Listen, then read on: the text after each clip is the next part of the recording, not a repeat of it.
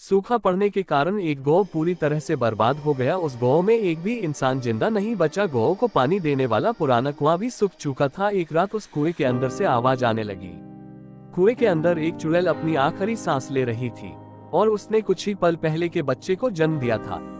वो बच्चा भूख से बहुत तेज तेज बुरी तरह से रो रहा था, पर चुड़ैल उसे दूध नहीं पिला सकती थी क्योंकि भूख के कारण वो मरने वाली थी।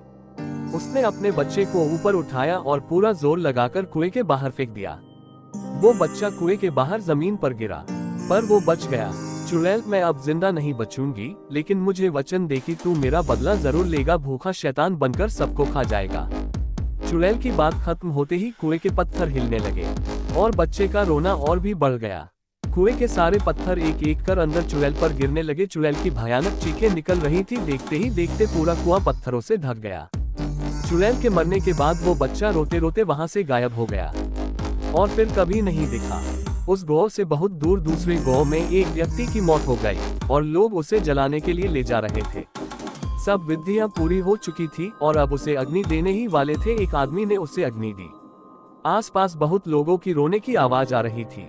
अचानक वो रोता हुआ शैतानी बच्चा उड़ता हुआ आया और लाश के अंदर घुस गया। ये घटना इतनी तेज हुई कि किसी को कुछ समझ नहीं आया कि आखिर हुआ क्या। पर थोड़ी देर बाद लकड़ियां जलने लगी, पर लाश पर कुछ असर नहीं हो रहा था। वहां के सारे लोग डरने लगे। सारी लकड़ियां जल जाने के बाद वो लाश अपने आप उठने लगी, पर उसके पैरों पर वो लगी हुई आग वैसी ही थी। लाश उठकर खड़ी हो गई और उस लाश ने शैतानी रूप ले लिया और उसे देखकर वहां के सारे लोग डरकर भागने लगे। शैतान, खाना चाहिए, खाना चाहिए। उस मरे हुए आदमी में चुड़ैल के बच्चे ने प्रवेश कर लिया था और अब वो भूखा शैतान बनकर अपनी माँ का बदला लेने आया था।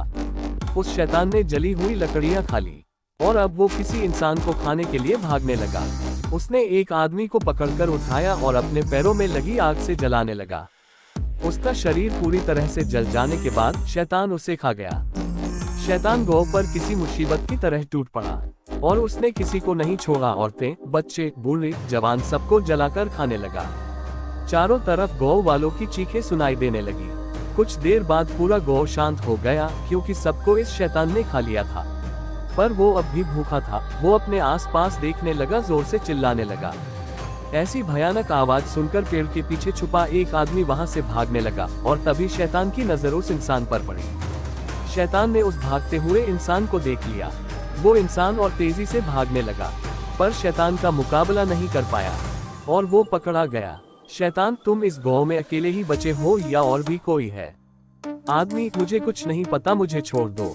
शैतान, मेरी भूख अभी तक शांत नहीं हुई है, इसलिए मैं तुम्हें नहीं छोड़ सकता। आदमी, मुझे खाने के बाद तुम क्या खाओगे और किसे खाओगे? शैतान सोच में पड़ गया। फिर अचानक उसे एक बात याद आई। शैतान, तुम उसकी चिंता मत करो, मेरी भूख सिर्फ इंसानों की मोहताज नहीं, मैं जानवरों को भी खा सकता हूँ। Horror story in Hindi. आदमी, तो जाओ जानवरों को खाओ और मुझे छोड़ दो, मैं तुम्हारे पैर पड़ता हूँ। जैसे ही वो आदमी शैतान के पैर पकड़ने के लिए नीचे झुका, पैरों की आग ने उसे जलाना शुरू कर दिया और थोड़ी ही देर में वो पूरी तरह से जल गया। शैतान, मूर्ख इंसान, खुद ही मेरी आग से जल गया। शैतान उस इंसान को भी खा गया, पर उसकी भूख अभी तक शांत नहीं हुई थी। शैतान, और खाना चाहिए। इंसानों को खाने के बाद वो शैतान अब खेतों की तरफ बढ़ा। उसने सारे खेतों में आग लगा दी, जिसमें बहुत से पेड़ और जानवर जल गए। वो उन सबको खा गया, पर फिर भी उसकी भूख शांत नहीं हो रही थी। ऐसा करते करते वो शैतान सारा गौ खा गया। जमीन पूरी तरह से जल गई थी। इतने में एक गाड़ी आकर उस शैतान के सामने रुक गई। उसमें से एक लड़का उतरा और डर की निगाहों से उस शैतान को देखने लगा। लड़का, ताऊ जी, ये आपको क्या हो गया है?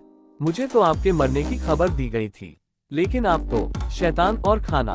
शैतान की आवाज सुनकर लड़का बहुत डर गया और पीछे जाने लगा। लड़का, आपकी आवाज तो ऐसी नहीं थी और आपके पैर जल रहे हैं। शैतान, मेरे पास आओ। लड़का भागने लगा, पर उस शैतान ने उसे पकड़ लिया और उसे आग से जलाने लगा। लड़के के चिल्लाने की आवाज दूर दूर तक गूंज रही थी। शैतान उसे खा गया। लड़के को खाने के बाद उसकी नजर उसकी गाड़ी पर पड़ी। उसने गाड़ी पर छलांग लगाई और गाड़ी को जलाने लगा। जैसे ही गाड़ी ने आग पकड़ी, थोड़ी ही देर में गाड़ी फट गई। गाड़ी के साथ साथ शैतान के शरीर के भी टुकड़े टुकड़े हो गए और वो बच्चा उस शरीर से बाहर आ गिरा। वो शैतानी बच्चा अभी भी भूख के मारे जोरों से रो रहा था और उसकी आवाज उस वीरान जगह पर गूंजने लगी।